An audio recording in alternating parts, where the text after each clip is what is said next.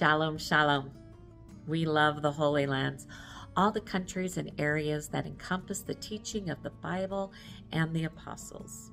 This weekend, we wanted to bring you a special message, a love letter, if you will, to this special land, what she is and what she represents to us, what we miss the most, and what we are excited to very soon return to again. We wish you a blessed Easter weekend and pray that you will feel the love and embrace of our Savior now and always, and know that He did live and die for us, that this land testifies of this truth and will live on now and always.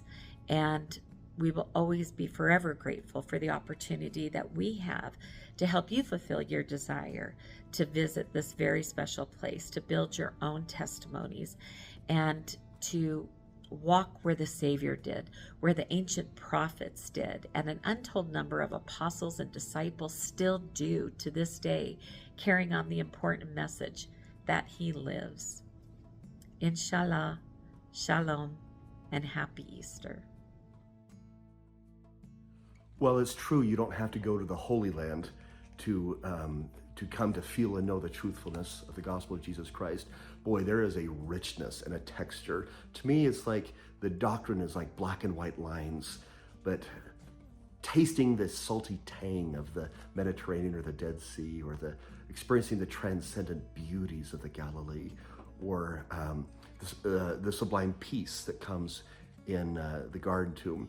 It colors in those black and white lines and brings a texture and a wonder that I miss it terribly, not being there right now. So I look forward to the time we can go back to the Holy Land. So Joel, what's your favorite thing about being in Bethlehem? Standing in the shepherd's fields and watching the sheep and the shepherds that are still in that area, and looking across the valley to Bethlehem, and realizing that this is really the place where the Savior of the world was born. It's amazing, and I will never forget the feelings that I had many times as we've stood there. My favorite thing is that we add music when we're in Bethlehem, and there's so much wonderful music that we can all relate to because we've all celebrated Christmas. But to sing "O Little Town of Bethlehem" while you're standing in the field, or to be in the Church of the Nativity, and they allowed us to sing "O Come All Ye Faithful" this last time, right there in that beautiful, marvelous church that echoed our testimonies throughout the building. Such a wonderful experience. There are few locations that every Christian has read about and envisioned in their minds and hearts. One of those locations is definitely the Jordan River, site of John the Baptist's ministry and the Savior's baptism. We look forward to spending quality time early in the morning hours on each of our visits to the Holy Land. We're able to read and ponder about the events that occurred there, including the children of Israel's miraculously crossing the Jordan River under the prophet Joshua's direction, giving the location its name, Bethabra, meaning the house of crossing. Later, Elijah crossed at or near the same site just before he was taken up into heaven in a chariot of fire. We visit near the identical point where all these memorable events had taken place, standing upon the bank, gazing at the same stream which had borne silent witness of these sublime occurrences, while we contemplate our baptisms and the covenants that we made. Oh, how I love Capernaum. Matthew indicates that most of Christ's miracles were performed in Capernaum and the surrounding area. In Matthew 9, verse 1, Capernaum became known as Jesus' own city. Capernaum was the hometown of Simon Peter, Andrew, James, John, and the tax collector Matthew. And outside of Jerusalem, the Gospel records more events of the Lord's ministry taking place in Capernaum than any other location. I've identified 50 significant miracles performed by the Savior, 17 performed in Capernaum, and most of those being performed in the synagogue there in Capernaum. And because of the original basalt stone that you'll see there, this is one place that you can actually walk in the sandals of the Savior. Consider the lilies of the field, how they grow. These words were spoken on the stunning Mount of Beatitudes that rises in splendor above the beautiful blue Sea of Galilee. In this sermon, the Lord taught us not just how to do things, but how to be, a complete transformation of our souls. And we've looked from that Mount of Beatitudes many times through the lens of a camera and shot beautiful photographs as the sun is rising over the Golan Heights. And we can look down and we can see the village where Jesus preached, where he healed so many. We can see the shores where he was calling his apostles. We can see so many things, and it fills our heart with joy. And even the very creations there are crying out in praise of their Creator.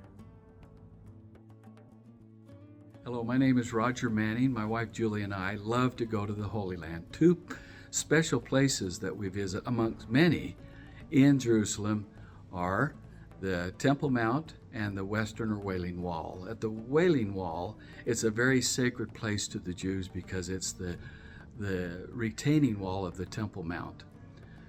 And on Friday evenings, going there and watching the Jews welcome in their Sabbath is a wonderful experience to see their joy and happiness as they pray, sing, dance, and read from the Torah. It helps us reflect how we can best prepare for our Sabbaths. When we go to the Temple Mount, tremendous history there from Abraham, who was about to offer Isaac as a sacrifice, and to contemplate the two temples, one of Solomon and the other is Herod's, where Jesus visited. These are two tremendous places, and we can't wait to experience those places with you. Hi friends and fellow travelers. Wouldn't it be great to be in Israel right now? I'm very much looking forward to the time when we can. I'm Stephen Cap Perry. I do love being up north in Galilee to see where as a young boy Jesus walked and then where he started teaching and healing in his ministry. But I especially love heading south to Jerusalem, as Jesus often did for the feast days with his family and friends, to observe those holy days, to go up to the temple. And one of the places I love is the room of the Last Supper, where he washed the feet of the apostles, where he took the Passover emblems and turned them into what we remember as the sacrament now every week, and where before he left for his final atonement in Gethsemane and the cross, they sang a hymn. And that's where we sing the beautiful musical version of his words, "As I have loved you, love one another." It's a powerful place, and I can't wait to go back. Hi, I'm Larry Gelwicks. It's been my privilege to host tours and travel to Israel and the Holy Land for over 35 years, and it truly is a life-changing experience. One of the biggest changes I've seen in myself is it's one thing to academically or intellectually know something, but it's quite another to have that experience emotionally and spiritually sink into every fiber of your being. And that's exactly what Israel and the Holy Land does for me. One of my favorite visits in Jerusalem is the Garden of Gethsemane. Did you know that some of the olive trees in the garden today are over 2,000 years old? Every time I visit the Garden of Gethsemane, I pause and I try to imagine the Savior kneeling to bring about the atonement, knowing that he did it for me and for you and for all mankind. I leave the Garden of Gethsemane with a new resolve to really try to be a better person, serve others, and maybe in some small way try to repay the gift. It strengthens my faith, it increases my testimony, and it will for you too in the Garden of Gethsemane. I'm so grateful for the opportunity of going back to Israel and once again walking where the Savior walked, to visit the land of the patriarchs, the land of the Old Testament and the New Testament, but especially the places where the Savior accomplished the teachings of his ministry, and more especially the great work of his atonement. As I think about this time of year, this Easter season, I think about that empty tomb. We visit the place where Golgotha was, where the Savior was crucified. But more importantly, we visit the tomb, and we have the opportunity of going inside and witnessing for ourselves that the tomb is empty. I'm so grateful for the message of Easter and the message of the Savior's whole ministry, that the tomb is empty and that we all will be able to live with him again because of his sacrifice. Shalom, I'm Dan Hone. I'm glad I'm going to be able to share with you a few of the experiences of my family as we lived in the Holy Land. At Easter time was a very special time for us. We would go to the upper room, to the room of the Last Supper, review the events there, and then walk down over to Gethsemane. In Gethsemane, we'd go into the Orson Hyde Gardens and there discuss the events of that evening before we walked through the old city and went to the Garden Tomb, a place of not only the crucifixion but resurrection of Christ in that same area. Other times we'd go up to the Sea of Galilee and there reminisce as we'd swim where Jesus walked. And we'd go to Capernaum, Bethsaida, Chorazin, enjoy the season up there. These and many more experiences will never be forgotten for my sons and I as we have traversed that land. I hope you'll have some of the same experiences as tourism has opened up again in the Holy Land, and maybe you'll have that opportunity too.